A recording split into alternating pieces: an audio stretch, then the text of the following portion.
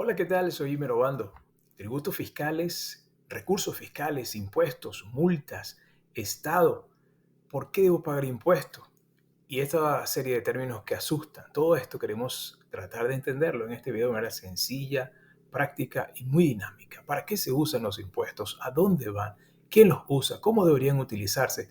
¿Y cuál es el papel del Estado en la administración de recursos? Todo esto lo vamos a aprender en este video si decides quedarte con nosotros.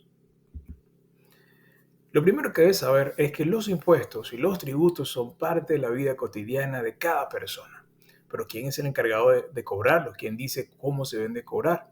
Bueno, primero que nada, déjame decirte que en Venezuela, por ejemplo, el artículo 133 de la Constitución venezolana afirma que toda persona tiene el derecho de ayudar o coayudar con los gastos públicos. De esta manera, a través de tasas, de impuestos, otras contribuciones que la ley establezca.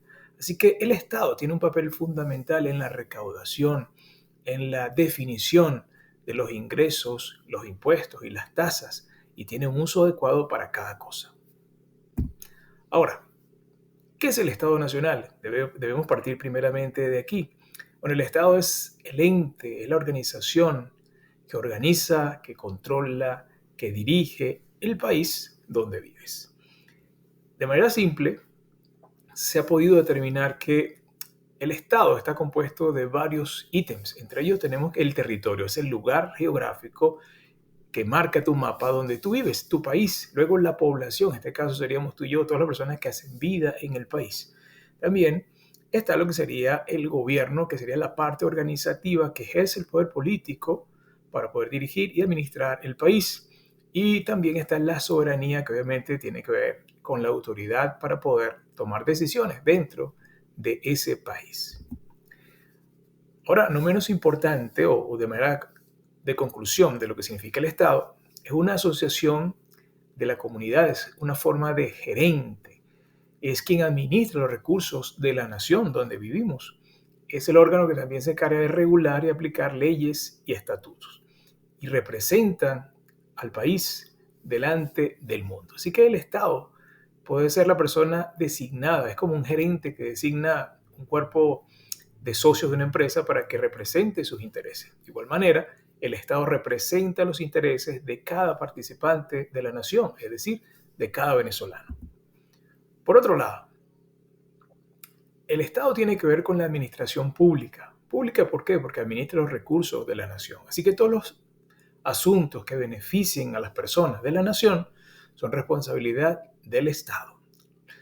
Tristemente, nos hemos hecho una mala idea del Estado con ciertas propagandas políticas que no son beneficiosas, tildando o encajonando al Estado como si fuera algo separado de la nación, pero el Estado tiene una razón de ser desde la visión correcta para poder cuidar los recursos de la nación, manejar y distribuir esos recursos y satisfacer las necesidades de todas las personas de la nación. Así que es una labor bien interesante. Por otra parte, para administrar la nación es necesario distribuir la carga, la responsabilidad, quién hace cada cosa.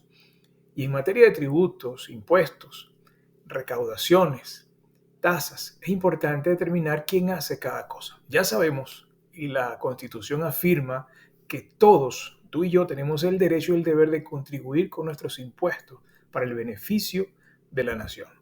A tal fin, es importante dividir las responsabilidades. Ahora, ¿cuáles son las necesidades de la nación? ¿Cómo sabemos qué se necesita en el país? Si fuera el caso de una casa, ¿qué se necesita en una casa? Pues obviamente necesitamos reparar ciertas cosas, se daña un bombillo, no hay comida en la nevera, la cena está vacía, pues alguien tiene que decir qué es lo que falta. Así que de manera simple vamos a tratar de explicar cómo se dividen estas responsabilidades a nivel de Estado. Por ejemplo, ¿qué recursos necesitamos? Para poder descubrir las necesidades del país, surge el derecho entonces financiero. El derecho financiero se encarga de determinar, oye, hace falta comprar, por poner un ejemplo, hace falta comprar comida, hace falta pollo, carne, pescado, arroz. Estas son las necesidades. De igual manera, en el Estado hay ciertas necesidades. Hay necesidades económicas, hay necesidades de salud, hay necesidades de educación.